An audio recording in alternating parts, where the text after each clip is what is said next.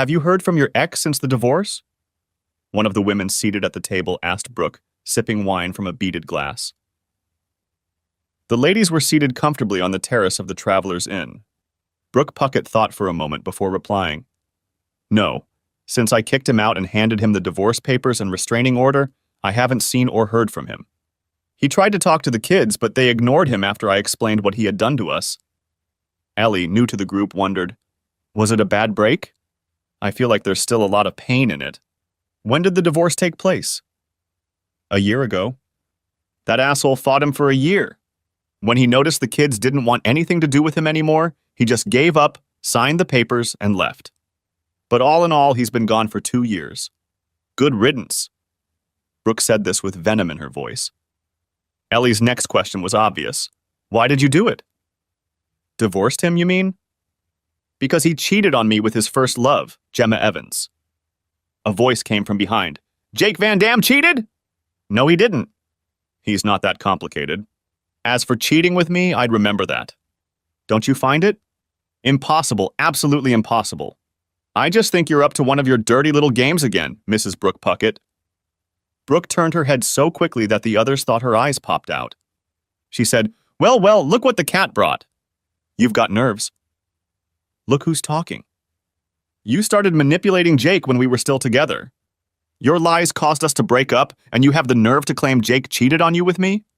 When the hell? Gemma replied. 2 years ago, as you well know. If Brooke's voice had claws, blood would have dripped from Gemma. Oh, no. If I'd had sex with Jake, I'd remember, wouldn't I? 2 years ago, I was 5,000 miles away, in Edinburgh, Scotland, studying general linguistics and tutoring non-English students. And I can attest to that with more justification than you can attest to being here at the moment. I'm back for a week after a 3-year move across the pond, and before that I taught high school on the other side of the country. Brooke turned white. This scenario was not what she had envisioned, and it was very bad news for her. If it wasn't Miss Evans, then who was your ex cheating on you with? Brooke cornered, bit her. He cheated on me and I kicked him out. Gemma wasn't finished and replied, And I think in the process of tarring and feathering you made it so he couldn't live here anymore. I think even his parents were fooled by your antics. I, for one, don't believe for a second that he was fooled at all, but was only following you. Are these children his? I could ask. But I have to go. I have things to do, people to talk to. Jake's parents, for instance. Brooke went white again. Don't you dare! I'll make your life hell. Gemma looked coldly at the once gorgeous woman, smirked, and said, Life hasn't been kind to you, has it? You need too much makeup to make yourself look presentable. Anyway, you shouldn't spread your feathers. You might get tar all over them. But I am obliged to pay a visit to your former in-laws and let them know that I have an alibi for the whole dastardly cheating incident. I bid you farewell. Gemma walked towards the exit and turned around one last time. Brooke, Jake didn't cheat, and I'm going to clear something up. Thank you for throwing him out. He'll be mine as soon as I find out where he is. About your threat? Don't be ridiculous. I'm leaving tomorrow for a new job, never to return to this nest of vipers. Now go suck lemons. With those words, Gemma walked to her car and headed straight for the Van Dam residence. The stately home was exactly as she remembered. 3 parking spaces by the gate. Just outside the gate were 2 giant ginkgo biloba trees planted by Jake's great-grandparents when they married and built the house. A long, shady driveway to the house and 3 wide granite steps to the door. Gemma got out of the car, opened the trunk to get her laptop, and walked to the door. She knocked and waited. The door opened and Jake's grandfather appeared on the doorstep. Yes, young lady? Good afternoon, Mr. Van Dam. I'm Gemma Evans. Do you remember me? It's been a long time. Yes, I remember you. Wasn't your name mentioned in connection with that trouble about Jake's marriage? Yes, sir. I am here to tell you that Jake could not have had an affair with me. I can prove that I was in Edinburgh at the time. The old man looked at Gemma with piercing eyes, weighing her words. Gemma felt as if her soul was exposed under that gaze. Finally, he said, Call me Rufus. Senior. He said it with a twinkle in his eyes. Yes. It is very good and brave of you to come. My son and daughter-in-law are sure that Jake is the culprit. Am I? No. He's not capable of such a thing. May I ask why you want to prove his innocence? Gemma had a strong suspicion that this man would recognize any lie coming from anyone, and that lying to this man would humiliate him and herself in his eyes. So she answered honestly, Jake doesn't know it yet, but I'm going to be the next Mrs. Van Dam. But first I have to find him. Do you happen to know where he is, Mr. Van Dam? The old man's eyes gleamed mischievously as he replied, He's not in touch with his parents or his brother and sister, and I promised him not to tell anyone that he's at St. Christopher's Crossing now and is doing fine at the university there. But I can't be wrong when I say that you are a beautiful woman and not a man. Now that's our little secret. Don't spoil the fun? No, sir. I'll let you in on another secret. I was offered a job at the same university, and I accepted, so I'll be sure to run into him. From somewhere in the back of the house came a voice. Dad, who's there? Don't let them sell you what you heard. The old man grinned and turned to Gemma. Do you know where the kitchen is? Gemma nodded, but when she turned, she almost ran into Jake's mother.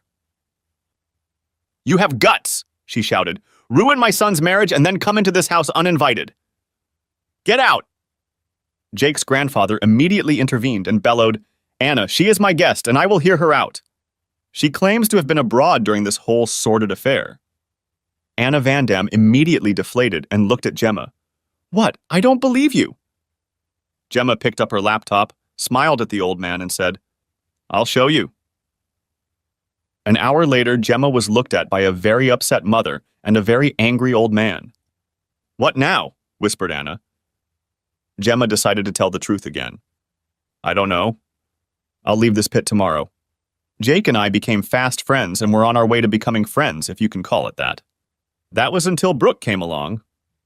Gemma told her story of how she lost her friend and soulmate to Brooke. She didn't expand on her suspicions about the sudden pregnancy. It was up to Jake to do that if she could find him. Anna was appalled by the machinations of the mother of her grandchildren and decided that her husband, Jake Jr., should meet the woman too. She asked affectionately, Would you like to stay for dinner, my dear? Also, I would like you to tell this tale of woe to Randall, my husband. Gemma politely declined, saying she had to get ready to travel to her new job. At the same time, she would not tell Anna where her new job was located. As Gemma said goodbye, Anna looked away for a moment. Gemma, when or if you find Jake, let us know. It seems like we've been making bad decisions and mistreating him. I really want my youngest back. Gemma replied softly, If, or better yet, when I find him, I will pass on the message, but it is not in my authority to reveal his whereabouts.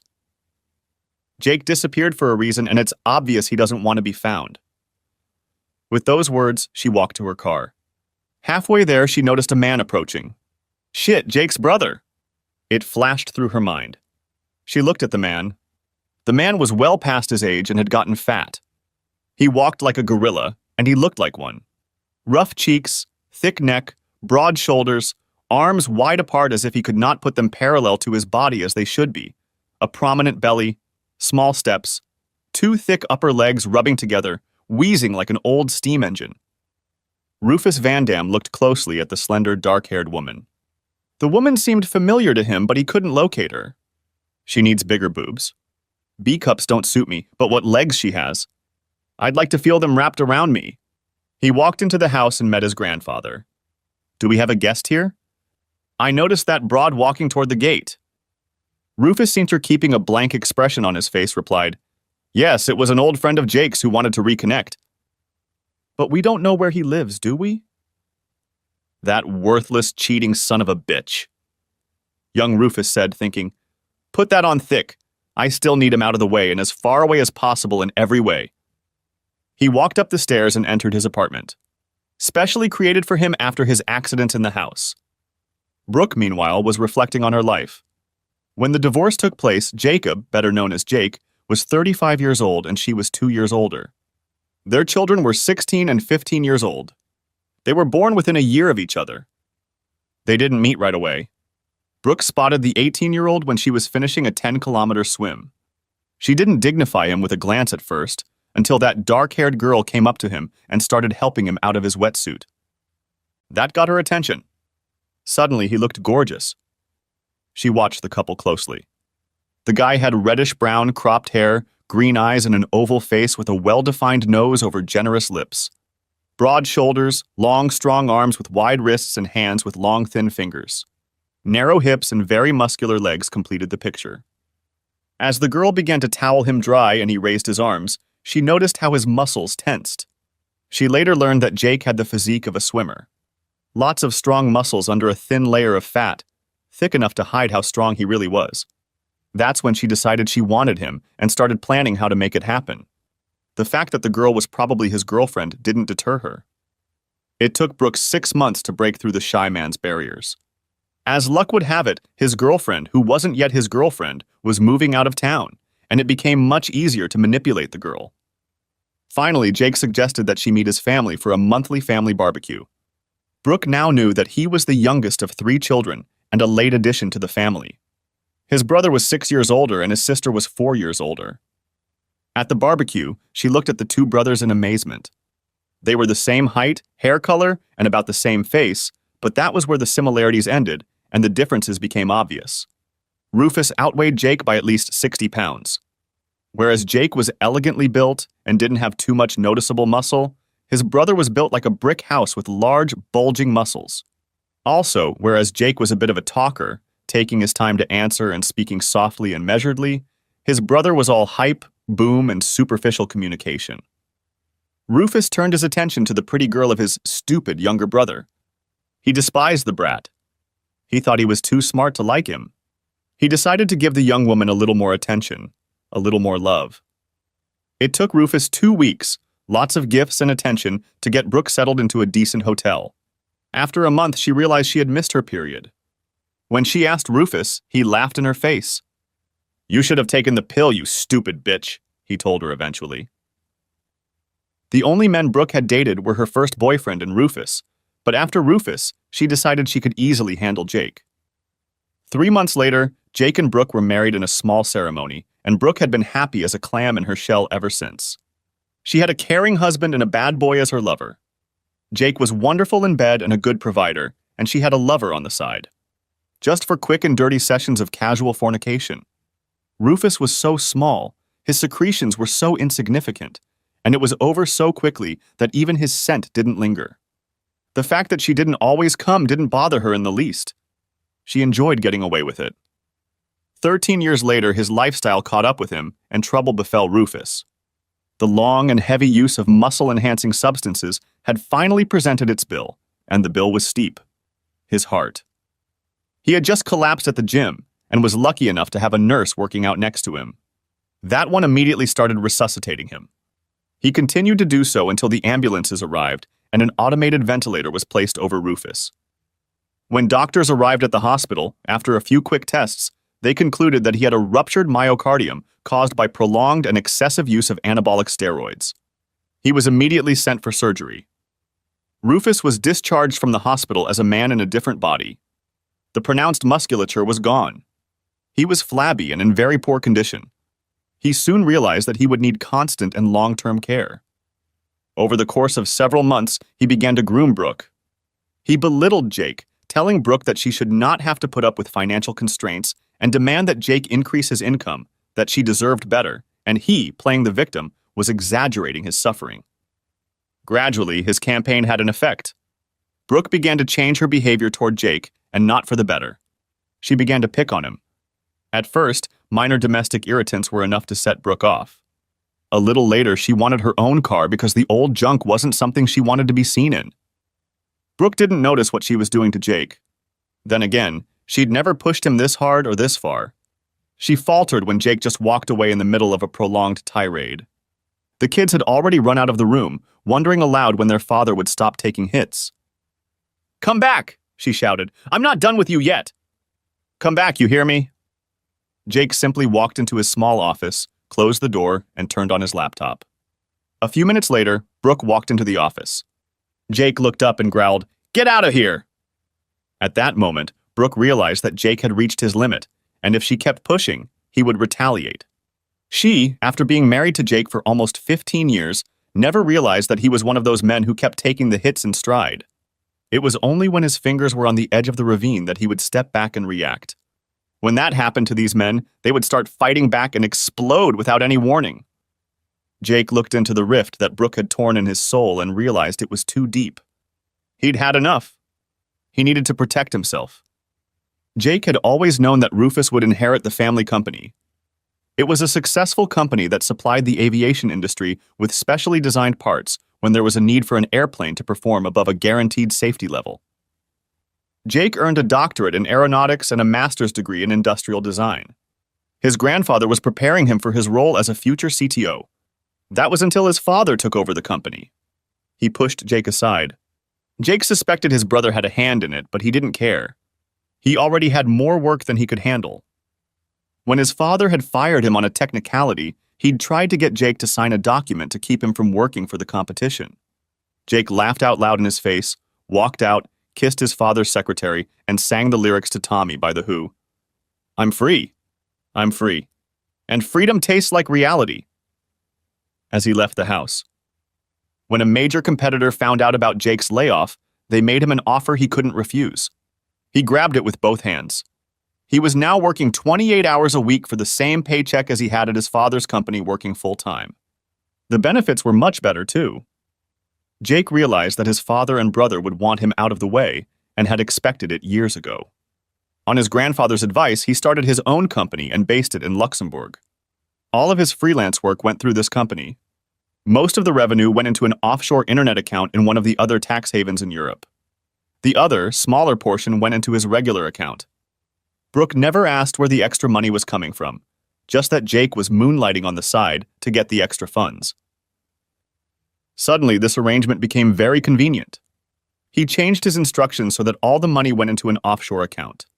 He had absolutely no intention of stopping his freelance work. It wasn't even legally possible. Contracts had to be reckoned with. In his office, he decided that he needed to spend more time with his children, and so stopped working those ungodly hours.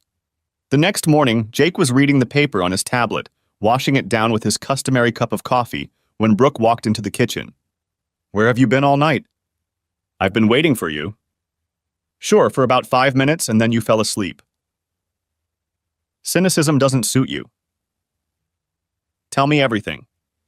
But before you drift off, I need to say a few words to you. Brooke swallowed the venomous reply. Instead, she said wryly, Really, the word is yours. Jake said, You do realize that yesterday I worked about 30 days of 15-hour days without a single day off. I did it just to meet your demands and you keep asking for more. In all that time, I haven't seen the kids for more than 4 hours, and now that's going to change. I've returned all my freelance assignments to my clients. I now work 30 hours a week. No more. If you want more, get a job and work. He was quiet for a few seconds, and when Brooke started, he raised his hand. I'm not done, he said. I think your behavior towards me is horrible, and if you keep this up, we're going to get a divorce. The ball is in your court. I'm leaving, and for a change, I'm going to have breakfast that I didn't make myself. Jake walked out of the kitchen before Brooke could utter a word. She just stared at the door, sitting there with her mouth open. She had never seen Jake act like this before. She pulled out her cell phone and called Rufus. Rufus, Jake is getting stubborn. I don't know how to deal with him anymore. Rufus grinned. That's what I expected. I have a plan B. Jake was sitting at his desk when his secretary called to say he had a visitor. Surprised, he asked if he had any appointments for that day that he didn't know about. No, sir, but she said it was urgent, was the reply. The elderly woman entered his office and asked him to introduce himself. She then handed him 2 sealed envelopes with the words, I regret to inform you that you have already been served. The woman walked out shaking her head and said to the clerk, Please look after him. This is very bad news indeed. Jake looked at the envelopes. For some reason, he felt relieved. It was all over now. He had expected it, but it still hurt like hell. What he hadn't expected was a restraining order forbidding him from contacting his wife, children, and parents. What really shocked him was the notarized affidavit stating that he had a relationship with Gemma Evans. With great pain in his heart, he began the necessary processes. Of course, the bank accounts were blocked. He looked into his professional connections to see if there was a lawyer among them. There wasn't one, but one client had gone through the same ordeal as Jake and referred him to her attorney. Finally, he rented a small apartment, just enough for the immediate future. Back to the present. Brooke noticed Olivia and Brian discussing something. Their voices were quiet, but not so quiet that Brooke could hear what they were talking about. It sounded like her son had a problem and wanted to talk to his father about it. Brooke interjected, "Why, if you have a problem, don't you talk to your Uncle Rufus about it?" Olivia mockingly replied, "What could that sweaty fat pervert have to say that even remotely resembles a reasonable person?" Brooke was stunned and insulted by proxy. She bit her tongue to keep from telling them who the real father was. "What, he's your uncle, mind you." "Yeah, not a bad uncle. Offered me money for showing my tits and said he'd reward me generously if I helped him ease his urges." "And that's not what he asked for," her daughter replied with disgust. Brooke thought, "That's his own daughter for crying out loud, and he knows it. If it's true, what she's telling me. God help me." Many bodies were pulled out of the closet that night. Brooke had no choice but to conclude that Rufus was a pervert and a danger to her and her own children. The fact that nothing had happened was due to the fact that Jake had instilled self-esteem in the children. Now the serious problem was the fact that she would soon be dependent on Rufus for income and lifestyle. Jake was paying a huge amount of money for child support. Because of this, she had a relatively good situation and never failed to make payments, but it didn't last long. She found herself in a tight spot and was now starting to regret some of her decisions. "Leonard Daltrey, it's finally a pleasure to meet you. Gemma Evans, and the feeling is mutual. I've heard a lot about you and all have been positive. I look forward to working with you." Professor Daltrey told Gemma about the ups and downs of the university and his role within it. He also informed her that he is a widower and lives with his girlfriend. The affable interview ended with Professor Daltrey saying, "I have arranged temporary housing with my good friend Nathaniel Thompson. He lives on the St. Christopher Trail and has a guest house. Maybe you want something more comfortable? I suggest you check out the homes in St. Christopher's Woods. There are a few houses around the lake there and a few parcels of land with building permits for university employees, although I can tell you that the best lot is already occupied by our part-time amanuensis." The professor looked at him wistfully and continued, "Perhaps I'll hire you. This man does an excellent job with children who aren't very gifted or have behavioral or learning problems. We recently got a special learning center. He helped design it so these kids can reach their full potential. I would love to have him as one of the teachers there.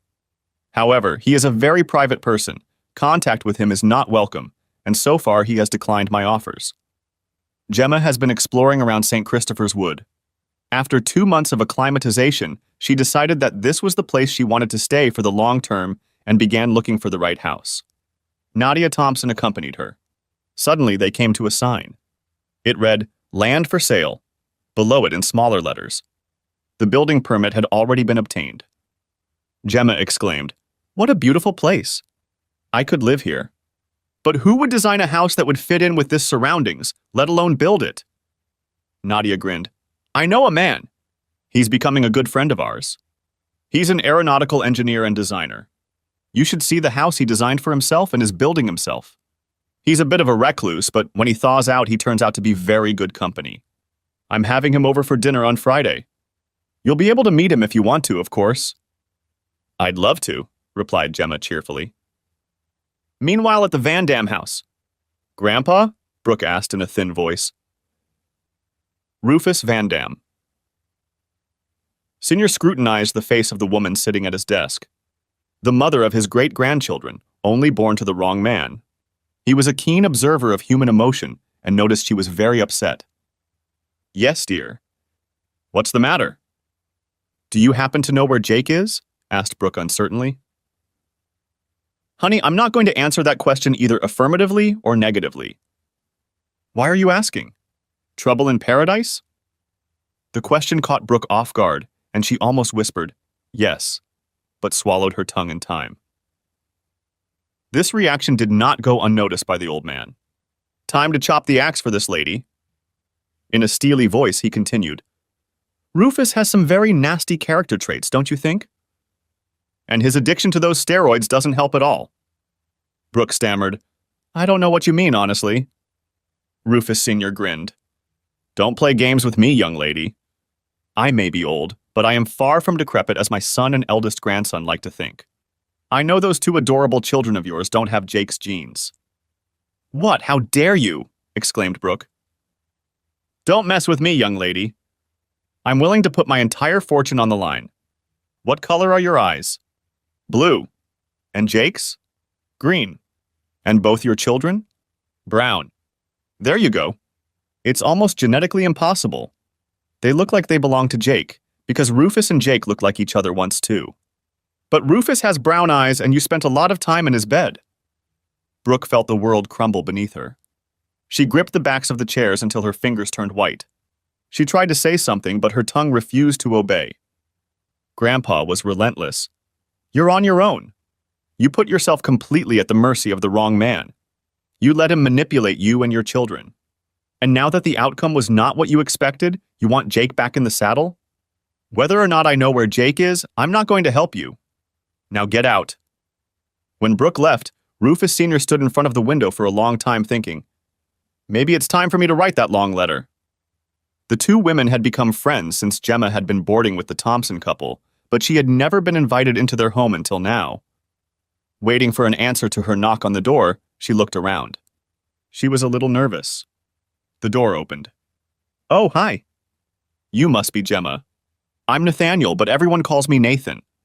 Only Nadia, when she gets mad at me, calls me Nathaniel. Come on in. Nadia's in the kitchen.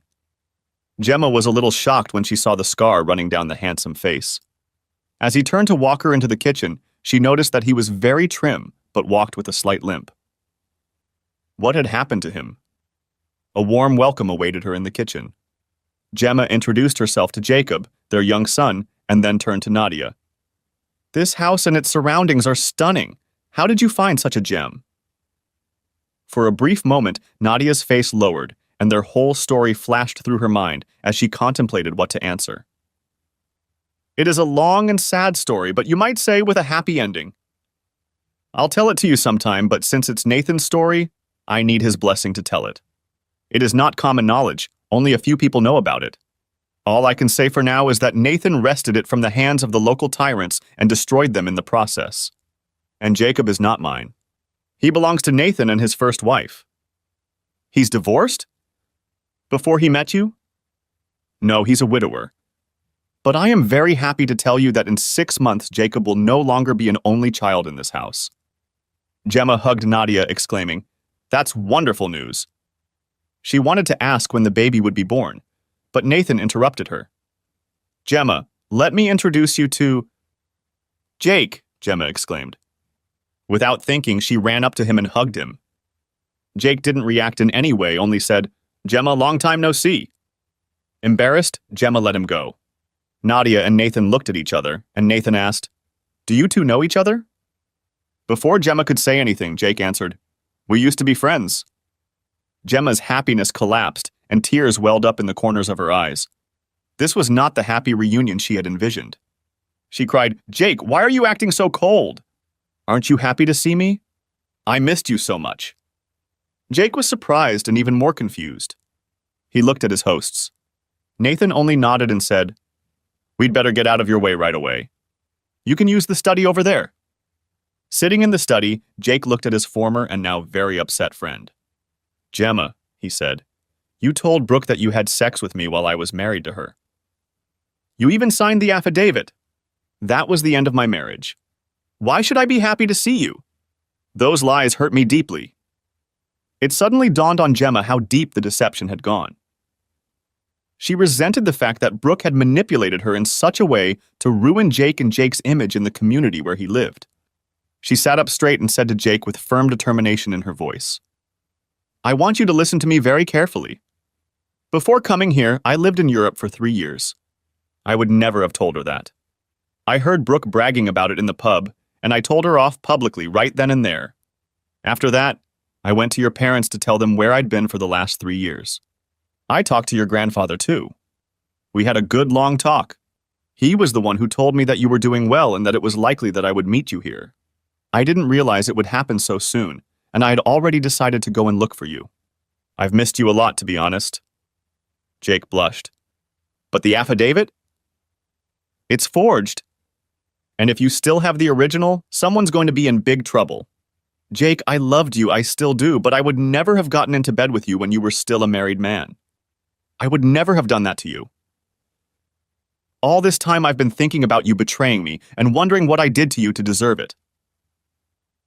So you believe me then? Of course. You've provided me with at least one verifiable fact with just a phone call to my grandfather. I think you can prove the others just as easily. Most importantly, you've never lied to me in the past. So yes, I believe you. Gemma felt relieved. That hurdle had been overcome. The next was how to communicate her feelings to him. And would he reciprocate those feelings? She swallowed and, gathering all her courage, asked, "Can we kiss and make up?" At that, she pushed back her chair. Jake did the same, walked over to her and hugged her, asking, "Can you forgive me?" "For what?" asked Gemma indignantly. "You've been manipulated in the most horrible way." "There is nothing to forgive." Jake wanted to kiss Gemma on the cheek, but Gemma quickly turned her head and her lips met his. Putting her hand behind his head, she pulled him against her and quickly ran her tongue over his lips. She broke the kiss afterwards, smiling broadly. Jake felt stunned. "Did you just kiss me? Did that really happen? Did you just kiss me?" he asked her. "Yes. I've wanted to ever since I found out you were no longer married to that harlot. I've already told Brooke that I have a claim on you. Just tell me when I'm in too much of a hurry. But slow or fast, I'm coming for you." Jake pondered this, enjoying the way Gemma's supple body pressed against his. "You know I'm damaged goods, don't you? There's a reason I'm building my home in such a remote location. I can only do things slowly. I needed to heal first, and I never dared to face my demons. It's just too painful. Let me in, I'll be there for you. Always. I know you married that harlot because she was pregnant. Otherwise, you'd be married to me, and worse, I've done a little math and wonder if it's your son. There's something very strange about that. Now it's time to join our hosts. One last piece of advice, if you'd like to take it. Accept a job offer from Professor Daltrey. It will do you a lot of good." When they returned, Gemma said simply, "Problem solved. He's mine now, although he's not entirely sure of that yet." Nadia clapped her hands together happily. "Great. That was a quick job. What's next?" Gemma snuggled up to Jake and pulled him to her. She smiled and replied with deep happiness in her voice, "I have plans. One has to do with retribution. One has to do with never letting that guy out of my sight again. And finally, who do I contact to get that piece of land we saw this afternoon?" The dinner was a great success and fun. Gemma told anecdotes from the days when they were friends. After dinner, things got more serious, and Gemma finally asked the hard question. "Jake, did that harlot explain how she gave birth to a fully developed son after a pregnancy of 6.5 months?" "No. You forget that I was there and was so enthralled that I never realized it. In retrospect, I can say that was very foolish of me. But what are you implying?" Nathan, knowing from his own experience how overwhelming it can be to witness the birth of a child, replied softly that it may not be yours and that you've been set up. "But they look like me and they look like a brother and sister. There's no doubt about that." "Both." Jake cut the phrase short, afraid to voice his thoughts. Immediately, 2 women crashed into him, hugging him and whispering quiet words in his ear. Jake pulled himself together and asked, "What now?" "I need to know for sure." Nadia took his hand and asked, "Can you think of a man who looks like you? Maybe a cousin?" Gemma exclaimed, "Rufus! It has to be him." Jake said, "No, they don't even like each other." Nadia didn't argue. "Or that was said so you wouldn't suspect them. I think there's only one way to find out, and that's an official paternity test. That means you need a great lawyer, and I know just the kind. Donna Marshall, she's not one of the best, but the best of the best. Nathan, can you give her a call?" Brooke had fallen on hard times. 2 weeks after Jake's grandfather had explicitly told her that he wasn't going to help her find Jake, she still couldn't find a way out of the situation. She didn't want her children to never see Rufus again, but she still needed him, if only for the money he brought in. She was making dinner while the kids were doing their schoolwork when there was a knock on the door. She looked through the small window and saw a man and a woman standing on the other side of the door. She opened it and asked, "Can I help you?" The woman asked, "Are you Mrs. Puckett? Mrs. Brooke Puckett, ex-wife of Mr. Jacob Randall Van Dam?" "Yes." What's the matter? The man now answered. I have a warrant. We need to take DNA samples of your children. Failure to comply with this warrant will result in arrest. What? Who? Why do you need DNA samples from my children? For a paternity test, the woman said simply, and in doing so knocked the ground out from under Brooke's feet. Brooke had always had a vague hope that children might be the only reason Jake would come back to her. The other, very important reason was that Jake was paying a huge amount of child support. If he found out that the children were not his, the payments would immediately stop and she would lose her comfortable lifestyle. Meanwhile, at the Van Dam house, another pair of paramedics, accompanied by a police officer, knocked on the door of Rufus Van Dam's apartment. Rufus Sr. watched the whole thing, thinking. It looked like Gemma had found Jake, and Jake had figured it all out. Now he was going to have hell to pay. Rufus Jr. had refused to cooperate and attacked a police officer. The obese man couldn't stand up to the young tough guy, and soon Rufus Sr. witnessed his grandson walk with a short and humiliating gait toward the police car. 2 weeks later. Jake? The results are in, shouted Gemma, walking through Jake's apartment. Gemma was dreading the results. It was going to be very difficult for Jake either way, and Gemma would have to work hard to support him. Jake and Gemma sat on the couch, and Jake read the document and the attached test results. When he finished, Gemma saw that he had turned white and was suddenly very worried. Jake, she asked, what's wrong? You look like you're having a heart attack. I'm not having a heart attack, but I'm going to have one. Both kids belong to Rufus, and both he and that cheating bitch ex-wife are going to pay me back for everything they've done to me and more. Gemma pressed herself against Jake, trying to comfort him. He felt great around her, and she hoped it would be the same the other way around. Jake still didn't respond to her advances. They hugged, sometimes chastely pecking each other on the cheek, but nothing more. Gemma could already feel her need beating against the back of her teeth. She looked at his face, and suddenly Jake was looking at her again, with a vulnerable and shy expression in his eyes. Gemma, please don't misunderstand me. I love you with all my heart, and I've been berating myself for letting Brooke drag me away when you weren't home. I know you need and want more than I can give at this moment. Please believe me when I say that these feelings are mutual. But before I give myself completely, I need to resolve this situation, and I promise I will resolve it. I will resolve it the hard way, and I don't want you in the thick of it. Also, if we start now, I feel like you'll become a rebound, and that wouldn't be fair to you and your feelings for me. I can totally understand if you don't have the patience for all of this and want to be free. Just tell me and we'll part without any hard feelings on my part. Relief came over Gemma like a cool shower after a hot and tiring day. She knew from the past how difficult it had been for this shy man to express his deepest emotions, and she acutely felt the deep love supporting those words. She gave herself a few seconds to savor these feelings. Releasing her hand from behind Jake's back, Gemma drew his head down and kissed him like she'd never kissed a man before. Softly, with a light touch of her tongue on his lips, and with all the love she had to give to this gentle and beautiful man. Jake felt as if a 9-volt battery had been applied to his lips. He was shocked for several reasons at once. The first was the obvious, and the second was that Gemma didn't want to take the way out he'd offered. She said softly, almost touching his lips, "Nonsense, Jake. No more excuses. You won't get rid of me that easily now that you've professed your love for me. You'll find me in the thick of things every second because I'll be there to support you and help you." Jake put his arms around Gemma, kissed the top of her head, thinking, "God, she smells so good," and whispered shyly, "Why don't you put off building the house until this mess is resolved one way or another? You probably won't need it by then. I might as well modernize and expand my house to suit your wishes." Gemma was stunned. Had he really just offered to let me move in with him? She decided to ask. Does that sound like an invitation to move in with you? It does. You've just committed yourself to me, and I want you to know that I'm just as committed to you. If you want a ring and the appropriate ceremony that goes with it, I'll agree. But to me, marriage is an empty phrase. If we tell each other we're a faithful couple for life and jump the broom, it's just as valid to me. Yes, I want the ring. I want a ring as the symbol he's always personified in all its simplicity. So I want a small, simple, plain, ordinary, unadorned gold wedding ring, and I want you to have exactly the same. I'll bring the broom as soon as you pay your fee.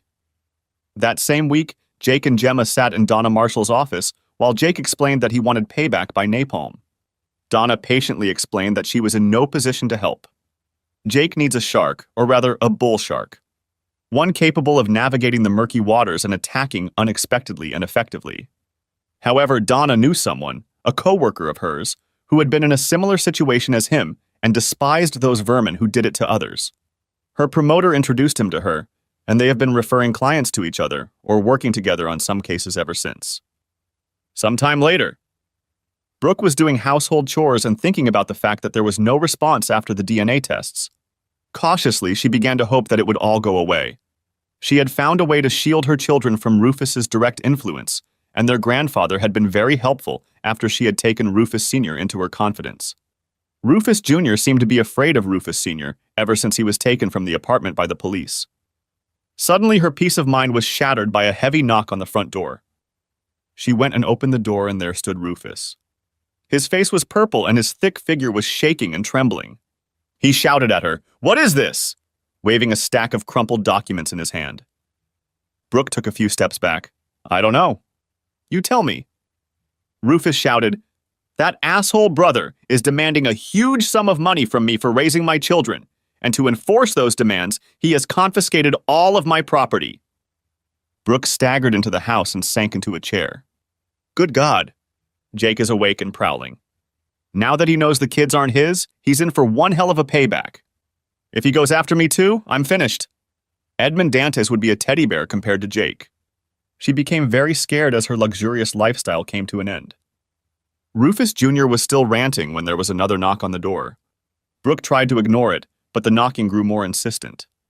She took a deep breath, got up from her chair, and walked to the door. When she opened it, she saw a small man with a hat, round glasses, and a mustache, something reminiscent of Professor Calculus from The Adventures of Tintin. Behind him stood a woman with a video camera whose flashing red light showed it was active. "Are you Mrs. Brooke Puckett?" he asked. When she answered in the affirmative, he handed her an envelope and said, "You have been served. Have a good day," and walked back to his waiting car. With terror in her heart, Brooke watched them go until the car disappeared around the corner.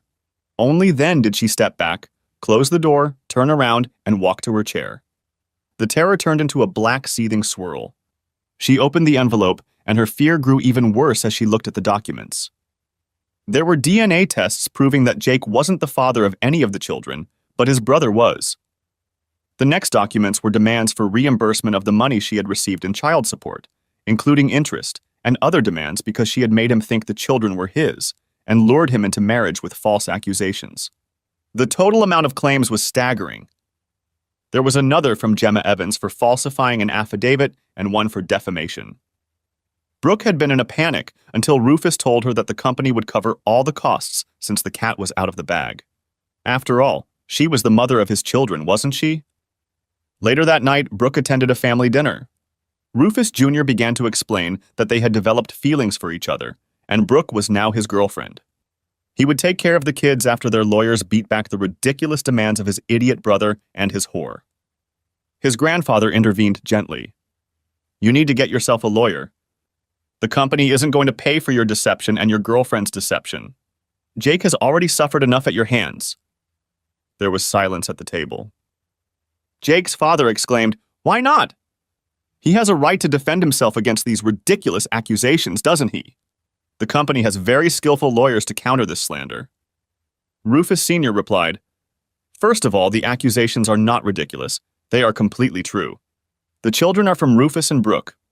They have been cheating on Jake from the beginning, and it appears that Jake has DNA evidence that the children are not his, but Rufus's. If that's the case, then Jake is right. Besides, the company has strict rules about fraternization, and you broke them all.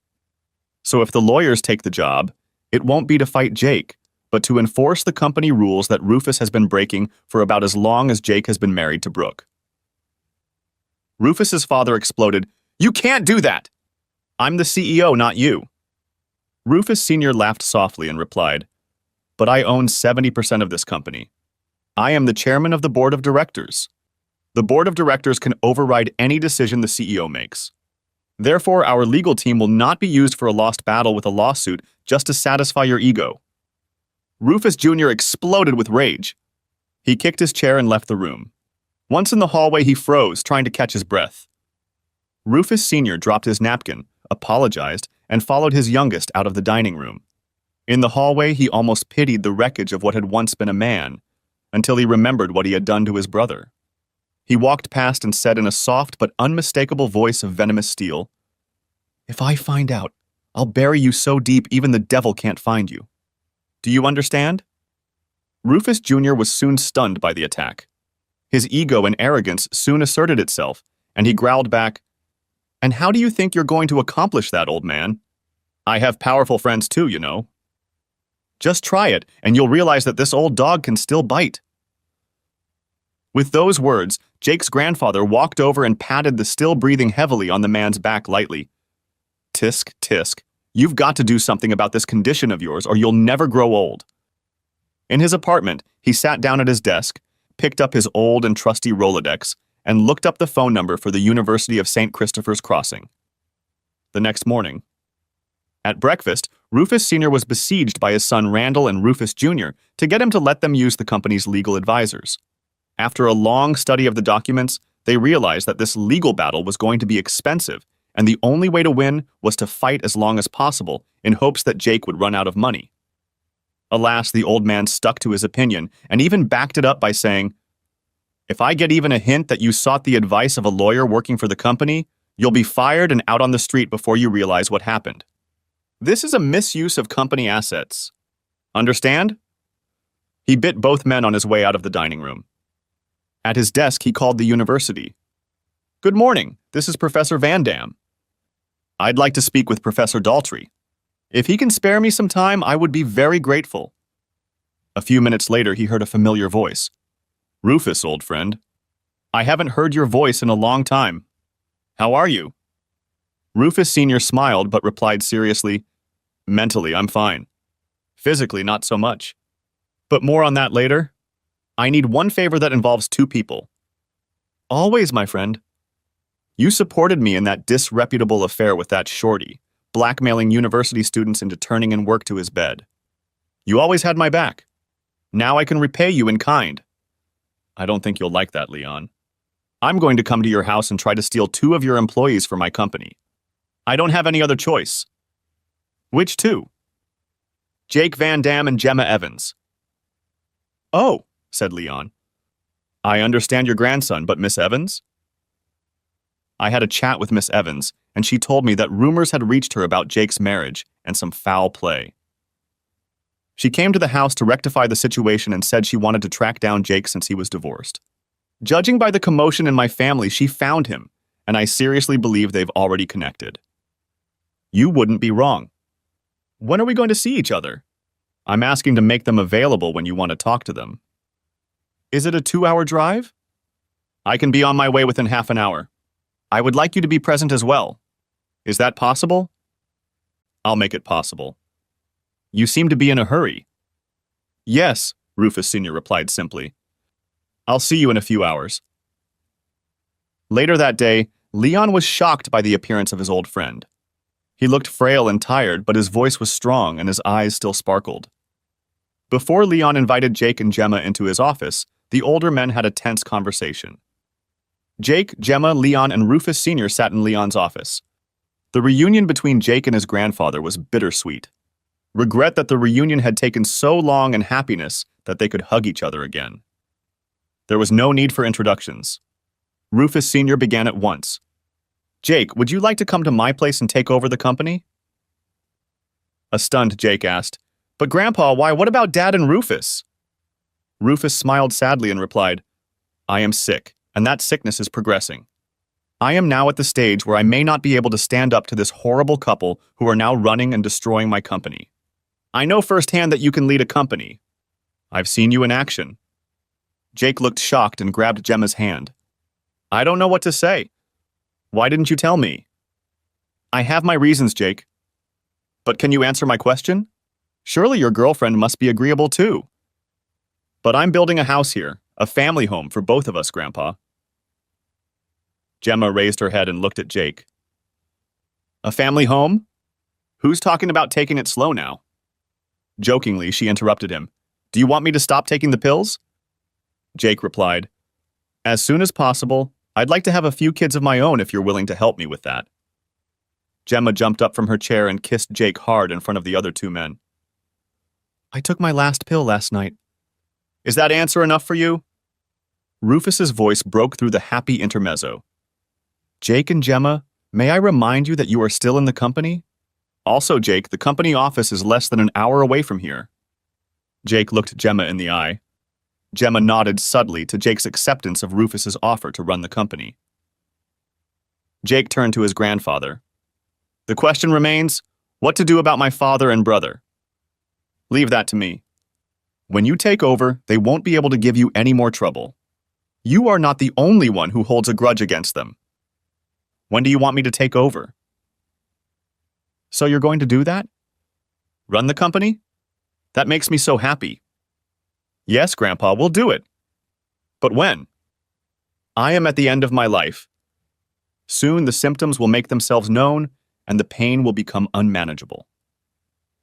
Because Leon witnessed his wife's horrible death, he and others have set up a small private clinic where end-of-life care will be facilitated. I plan to go there in about 10 days. I think shortly after that. Jake was silently pondering when Gemma asked, but what's the whole cloak and dagger thing about? I suspect Randall and Rufus will go to any lengths to preserve their way of life. Jake has already become a pain in Rufus's ass, and I've already had to threaten him because he wanted to use the company's law office to fight the lawsuits Jake initiated. Leon interjected, We've developed a fight plan to protect you two from Randall and Rufus. He looked at his old friend and asked, Shall I do the honors or do you want to do it yourself? Rufus Sr. replied, You do it, I'm getting tired. Leon continued, Once Rufus passes away, a message will be sent to some trusted managers in the company's office, workshop, and factory. They will put the entire company on lockdown. I will write a little software similar to the infamous ransomware that will allow this to happen. The employees will be sent home for the entire time with full pay, of course. We've made provision for that. Jake and Gemma were stunned at the scale of it all. Jake asked, What about us? What is our role in this? Of course you will be informed too, but you must do nothing until the will is announced.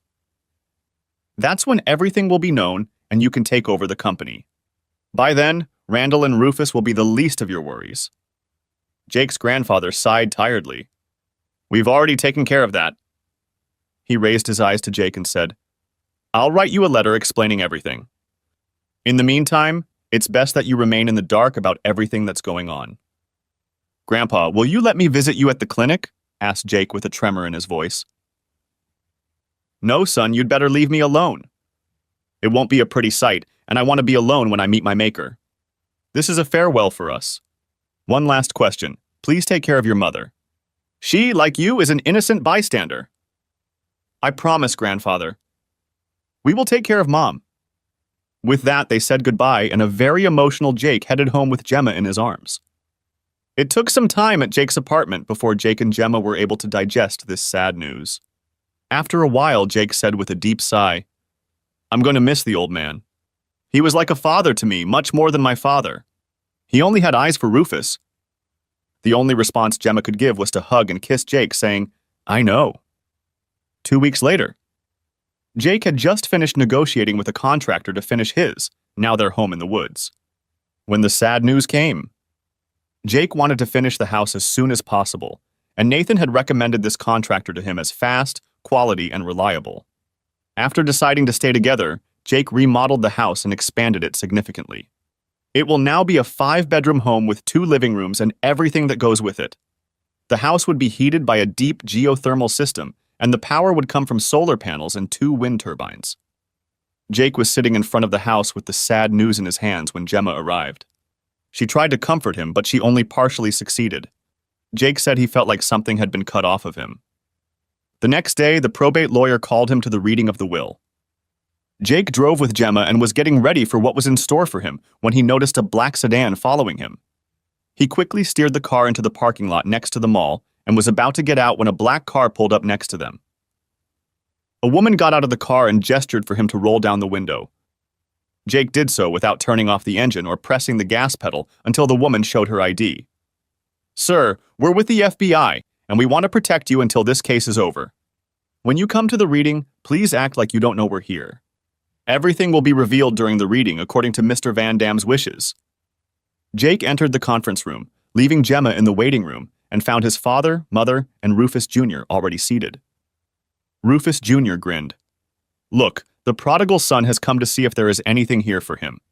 Now I'll make sure you don't get anything, you little rat." The lawyer interrupted him. "Sir, behave yourself or I'll have you thrown out." "Understood." Rufus wanted to say something else, but the lawyer, this time very forcefully, said again, "Sir, behave yourself. Next time you can sit outside the building and wait for your family.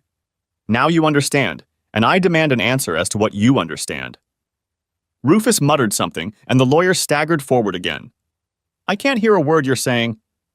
"You do or do not understand that the next time you violate house ethics, you will be removed from the premises." Randall backed away to interrupt him, but a raised hand stopped him. He recognized a man who was not to be trifled with. "Good. Now that the shenanigans are over with, we can get down to the official part." An image suddenly came over Jake. It was Gandalf, the wizard from Lord of the Rings. The lawyer was exactly that kind of man. Friendly and gentle, but testy towards people who tried to provoke him. Suddenly, he would become tough, relentless, and eager to retaliate. He was brought back to reality when he heard his name called, just in time to hear what was read aloud. "All of my property in this office is reserved for my only son, to Jacob Randall Van Dam, who will henceforth be my successor as chairman of the board of Van Dam Aeronautical Industries." What? What did Grandpa mean by only son? It's Dad, isn't it? What's going on? Jake thought, puzzled. Jake's mother sat nonchalantly in her chair, her lips curving slightly in a smile, while Randall and Rufus exploded. "I'm his son and Rufus is my son." "I'll tear you apart, you crook!" roared Randall at the lawyer. The lawyer didn't even blink and press the button. A few seconds later, the door opened and 4 men appeared. They looked like they could rip the arms off a gorilla without batting an eye, and took up position next to the enraged men. One of them growled to Randall, "You're not going to make me hurt you, are you, mister?" Randall immediately deflated, but Rufus, who was not noted for his restraint, tried to pounce on Jake, shouting, "I'll kill you, you bastard!" The next moment he was sitting up again. His face reflected agony, and he was rubbing his thumb and wrist. Now that calm had been restored, the lawyer continued. "My dear friend Rufus predicted this little unpleasant scene. That is why I asked these gentlemen to be present to keep the peace." He looked at Randall and said, "Mr. Van Dam has genetic evidence that you are not his son. He divorced your mother for a reason. Therefore, Rufus Jr. is not his grandson." The lawyer waited a moment to let him know that the message had reached him, and then went on inexorably, still looking at Randall. "When he learned how you were treating your wife, and that you were renting an apartment at the company's expense and having fun, again at the company's expense. With escort ladies, he proposed to your wife, and she gladly accepted. Your wife got pregnant by Jacob Randall Van Dam. We have notarized affidavits and again genetic proof that the second son of Anna Van Dam Hansen and Rufus Van Dam is Jacob Randall Van Dam." Randall looked like he was about to explode, and he did explode. "He lashed out at his wife! You're a whore! You cheated on me. You're going to pay for this. I'll sell you to a Russian brothel," he shouted. The lawyer interrupted, gesturing for 2 men to immobilize Randall. At the same time, Rufus imitated a goldfish on land very well. The lawyer said to the men, "Will you please admit this behavior and threats into evidence?" And to Randall, "You will do nothing of the sort. We have evidence of grand embezzlement committed by you and your son. You stole approximately $6 million from the company to support your dissolute lifestyle, not counting the money you both stashed away in the Cayman Islands. In addition, you sold security-sensitive technology to rogue states and competitors. So some of the government agencies charged with keeping this country safe, the IRS and the FBI, want to have an in-depth conversation with both of you about this. Whether you like it or not, you're both going to help them with their investigation."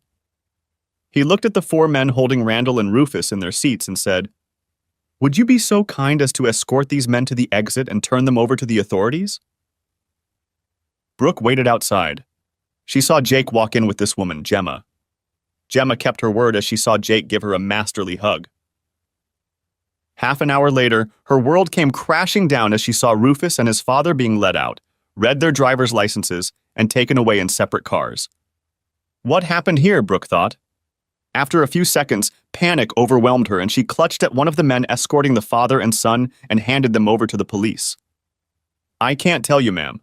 All I can tell you is that they are going to assist the authorities in their investigation and it's going to take a long time, the man said. One of them explained, looks like they're wanted for fraud, embezzlement, industrial espionage, and transferring classified technology to sanctioned countries. I guess we won't see them again in the next 20 years. Who will run Van Dam's industries when they're gone? Asked Brooke, while the emptiness in her stomach grew deeper. The other person. The one who came in with that snitch in his arms. Suddenly, Brooke felt unreal. She didn't know what had happened in the office, but Jake had come out on top. The luxurious life and protection from Jake's lawsuit that Rufus had promised her had evaporated. Depressed, she walked to Rufus's car and found it unlocked, and the key fob lying on the center console. Distraught, she drove home. 1 month later, Brooke was on a tear. Her meager income wasn't enough to support a household, let alone the luxuries she had grown accustomed to in her, as she called it, former life. Now she had to find a plan on how to increase her income or reduce her expenses. Of particular concern was the children's school fees. The only way out she saw was to try to get Jake to take care of the children, which meant she'd have to pry him out of that harlot's arms again. In her time with Rufus, she'd partied a lot, drank a lot. At Rufus's insistence, she'd had considerable plastic surgery to tighten the belly that had appeared after the birth of her 2 children, had her breasts lifted and enlarged, had a facelift, and had her lips tinted. As a result, she had lost her natural look, which was what had attracted Jake. Now she looked like singer Cher, but without the healthy glow. Brooke's skin was kind of loose and artificial. Brooke paid no attention to any of this and was sure she could replace that harlot Gemma without a problem. Early morning. Brooke was sitting in her car. She parked it so she could see who would be coming out of the house. If it was Jake, she would leave and come back another time. And if it was that harlot, she would wait a few minutes to make sure there was little chance of Gemma returning, and then go bang on the door and get her husband back. Suddenly, she saw a blue Nissan Rogue appear and disappear around the corner in a flash. She checked her makeup one more time, waited 5 minutes, got out of the car, and walked to the front door. Brooke had heard that Jake had designed and partially built the house himself. She forced herself to take a good look so she knew what to praise. She could always encourage him to remodel the house to his liking. The house seemed to grow out of the hill. It perched at the top and its facade faced north. The small front showed 2 large windows next to the door, covered by shutters. Brooke took a deep breath, pulled her shirt down a little to emphasize her cleavage, pulled the door knocker back and released it. The knock rumbled through the house and Brooke waited. And waited she did. Just as she was about to turn around, the door opened silently and Jake appeared. He looked her over, his face expressionless, but he said nothing, certainly not inviting her in. Finally, she said in a sultry voice, "Hi, Jake. You look good. Life is treating you well, I see." "Brooke, I've been waiting for you to call for some reason." "What do you want?" "I want us to talk." "Aren't you inviting me in?" Jake sighed. "Let's get this over with once and for all." He thought. "Then come in," he replied tiredly. He led her into his office. It was closest to the door, and he didn't want Brooke assessing the rest of the house. Jake guessed why she had come. Gesturing for her to sit down, he took the chair on the other side of the desk and said, "Okay, Brooke, talk. What do you want from me?" "Aren't you going to show me the rest of the house?" "No, why would I?" "Now tell me why you're here." "Jake, don't you realize we belong together? We have a history and 2 children together. Now I need you to come back to me." Jake looked at Brooke. A thought flashed through his mind. What's going on here? Is she going crazy? Out loud, he said, "We do have a history. But my recollection of that history is a hell of a lot different than yours. You must be out of your mind if you think you and I will ever get back together." Jake's answer didn't seem to bother Brooke in the least. "I admit I made a mistake, but there are still children to think about. I can't provide for them properly." They're not mine. I have conclusive evidence that they're from my half-brother. So why should I do this? You've raised them the longest and you've done a very good job of it. Rufus has never been able to take proper care of them. Jake sighed and replied, Don't worry. I'll take care of them. Only because my mother, their grandmother, asked me to. She begged me to take care of them, and I took care of them so that you couldn't get your greedy hands on that money. I certainly don't want to improve your lifestyle. Brooke stammered. This was not at all how she had envisioned this conversation. Jake had always been amenable to her demands, and she had completely forgotten about what had happened before their divorce. Now she'd hit a wall. She wanted him to take care of her children and herself. She tried a different approach. Jake, she purred, I know I've hurt you, but it's all because of Rufus's influence. Now that he's out of the world, we can be very useful to each other. Think what I can do for you. I know tricks in bed that would blow your mind. Dump that frigid witch and come back to me. We could have a good life. The four of us, like a family should. Jake was silent for a few moments, and Brooke decided she had won the battle. It had the opposite effect on the man in front of her. You look and act like a prostitute. Our past makes me think I should avoid you at all times. I'm not going to touch you, even in a dangerous costume. As for your children, I've arranged housing in St. Christopher's Crossing, since Olivia will be attending college there. Brian will be living with his grandmother until he goes to college there as well. You will not be able to properly care for him and provide housing for him, so I have taken care of that. However, you will not get a dime from me. In fact, you have an outstanding debt to me. Jake was silent for a moment, and Brooke was completely stunned by his outburst. Then he continued. If you try to resist, I will file a fraud and extortion report, telling the authorities that the children are not mine and that you ripped me off during the divorce because of it. Now get out. I'm done. As Jake fell silent, they both heard the door open. Gemma peeked out from around the corner and Jake said, Come in, my visitor is about to leave. A radiant Gemma entered the room with a very noticeable potbelly. She walked almost impetuously over to Jake and kissed him on the cheek. She whispered quietly so Brooke wouldn't hear. My suspicions proved correct. There are two of them. When Jake's smile grew even wider, Brooke couldn't hold back any longer. You're pregnant. She cried out loudly when she saw that her and Jake's plans had gone awry. Gemma and Jake looked at each other, and Jake nodded almost imperceptibly. Gemma turned to Brooke and said, Yes, I'm pregnant. I'm going to give Jake his own children.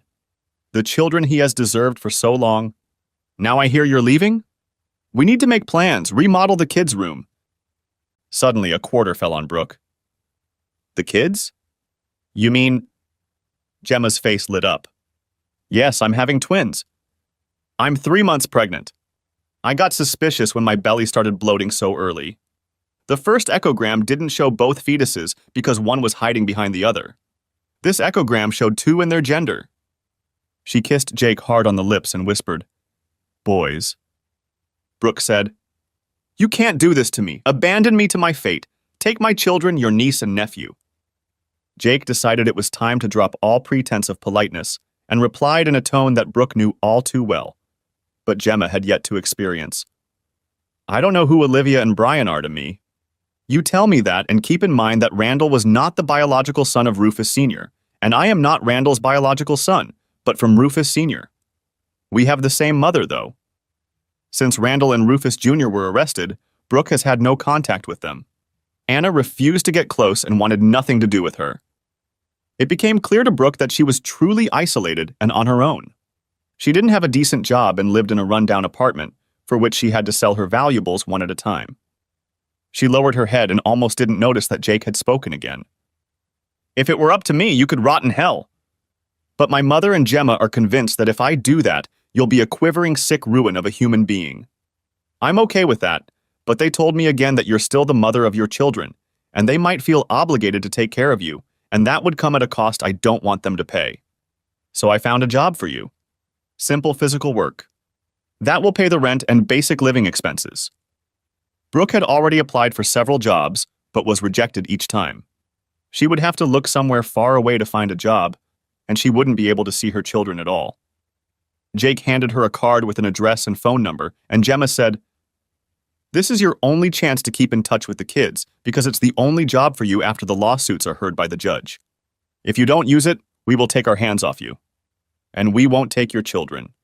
They've decided on their own that Olivia will live at St. Christopher's Crossing and Brian will live with Anna.